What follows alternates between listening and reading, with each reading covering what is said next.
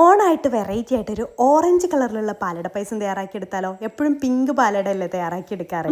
അത് നമുക്ക് അട ഒന്ന് ചൂടുവെള്ളത്തിൽ ഇട്ട് വെക്കണം. ഞാനവിടെ 100 ഗ്രാം അരിയട ആട്ടോ എടുത്തിട്ടുള്ളത്. അത് നന്നായിട്ട് വാഷ് ചെയ്തതിന് ശേഷം അതിലേക്ക് നല്ല തിളച്ച വെള്ളം ഒഴിച്ചിട്ട് ഒരു അരമണിക്കൂർ മാറ്റി വെക്കാം. അതേപോലെ തന്നെ ഒരു 2 വലിയ ക്യാരറ്റ് ഒന്ന് വേവിച്ച് മാറ്റി വെച്ചിട്ടുണ്ടായിരുന്നു കേട്ടോ. അത് മിക്സിയുടെ ജാറിലിട്ടിട്ട് അരച്ചെടുത്തിട്ടുണ്ട്. നമ്മൾ ഓറഞ്ച് കളറിന് കാരണക്കാരൻ ക്യാരറ്റ് ആണ് കേട്ടോ. അപ്പോൾ പാല് ഞാൻ 1.5 ലിറ്റർ എടുത്തിട്ടുണ്ട്. അത് നന്നായിട്ട് തിളച്ച് വരുമ്പോൾ അതിലേക്ക് അട ചേർത്ത് നന്നായിട്ട് വേവിച്ചെടുക്കുക. അട നന്നായിട്ട് വെന്ത് കുറുകി വരുന്ന സമയത്ത് നമുക്കതിലേക്ക് കണ്ടൻസ് മിൽക്കും ഒരു നുള്ളു ഉപ്പും ചേർത്ത് കൊടുക്കുക. അപ്പം മധുരം പിന്നെയും വേണമെന്നുണ്ടെങ്കിൽ നമുക്ക് പഞ്ചസാര ചേർത്ത് കൊടുക്കാം കേട്ടോ.